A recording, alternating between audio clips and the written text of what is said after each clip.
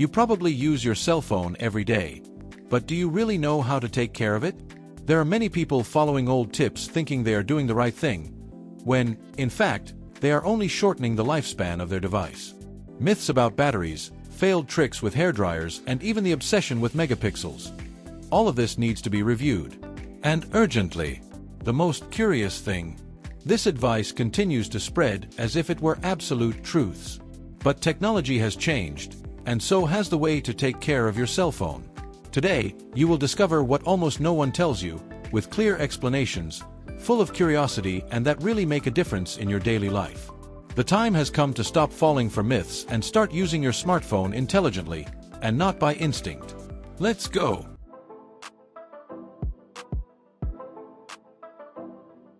There are people who still firmly believe that letting your cell phone battery run out before charging it is maintenance.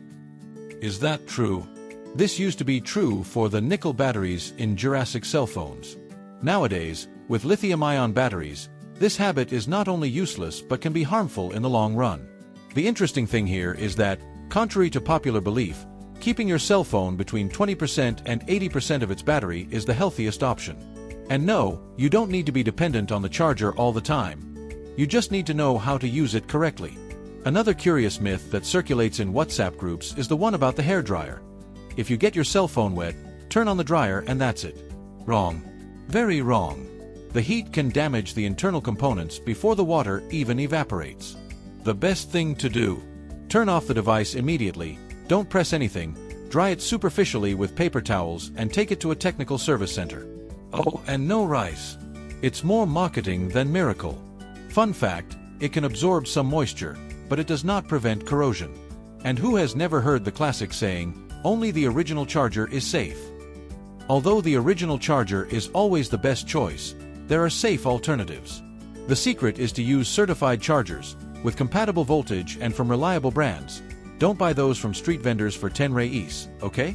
It's a matter of common sense, not brand.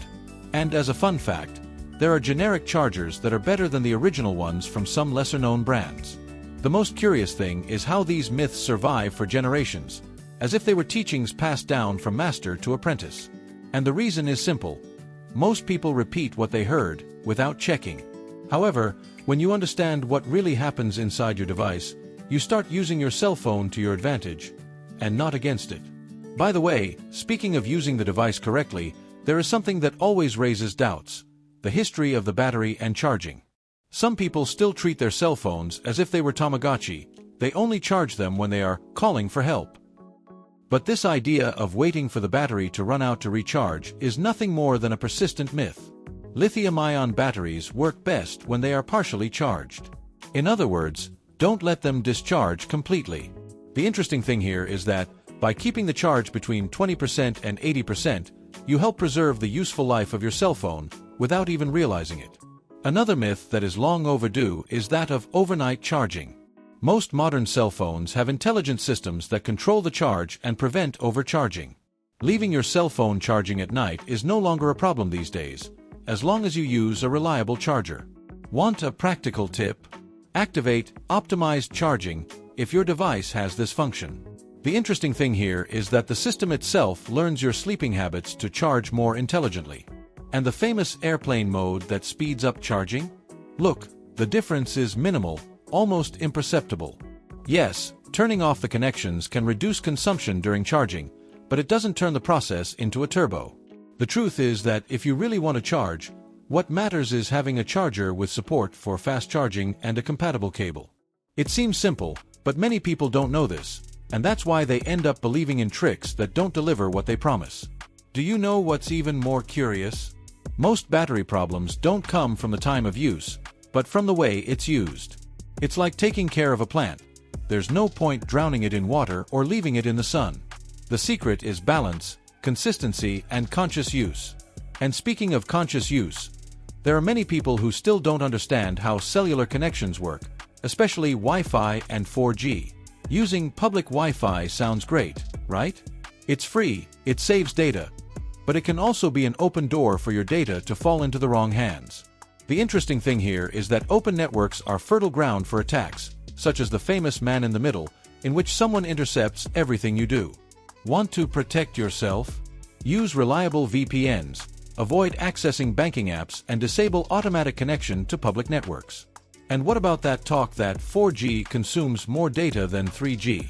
Well, technically, that's not true. What happens is that 4G is faster, and so you consume data faster. But apps consume the same amount of data, regardless of the network. The interesting thing here is that, if you notice that your usage is much higher than normal, it's worth checking if apps like YouTube, TikTok, and Instagram are configured for HD videos even on 4G. Now, about using your cell phone on the plane.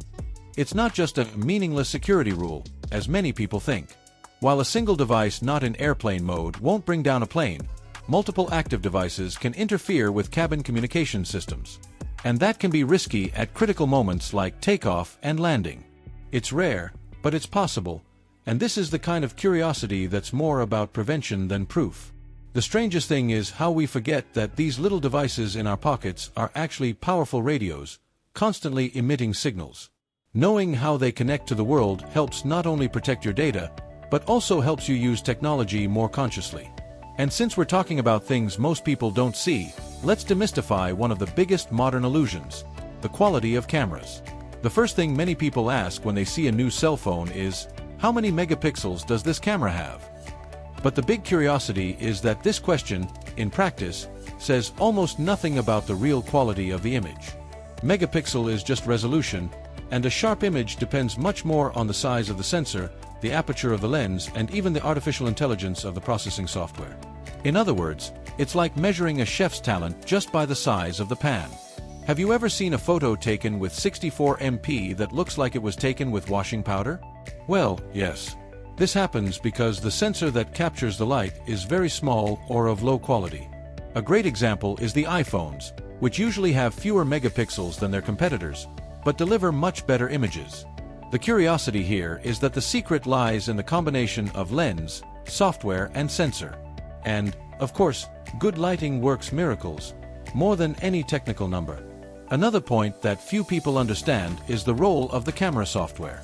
Apps like Gcam, Google Camera, for example, turn regular phones into true photography machines.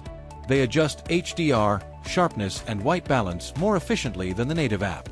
In other words, before changing your phone, it's worth testing other apps. A practical tip: download the Gcam compatible with your model and compare.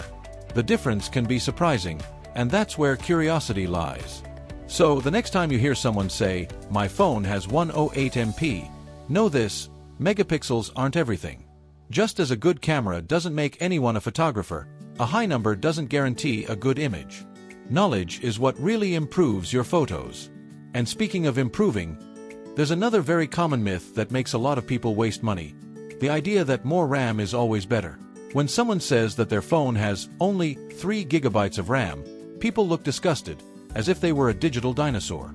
But here's a curious fact that many people ignore. For most users, 3 or 4 GB of RAM is more than enough. If you're not editing 4K videos, playing heavy games, or opening 20 apps at the same time, you don't need to go overboard.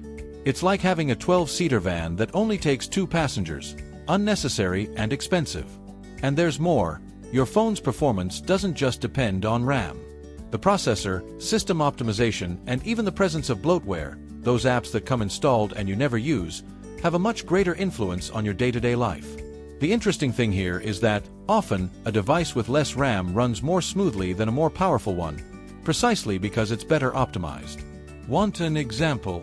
An Android with 4 GB and a clean system can be faster than another with 6 GB full of junk running in the background. If your phone starts to freeze, before blaming the RAM, it's worth clearing the cache, deleting unused apps, and uninstalling those that insist on running on their own. There are even apps like SD-Made and Files by Google that can help with this digital cleanup. These are small adjustments that make all the difference. Bonus fact: closing all open apps all the time doesn't help.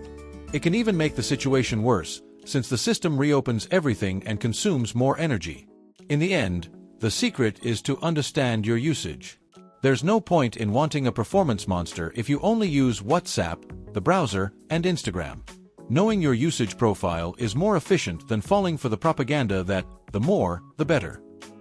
And since we're talking about going beyond the surface and seeing what really matters, How about taking a look at the introduction that weaves all these discoveries together with a good dose of curiosity? Now that you've discovered all this, will you continue to treat your cell phone as before?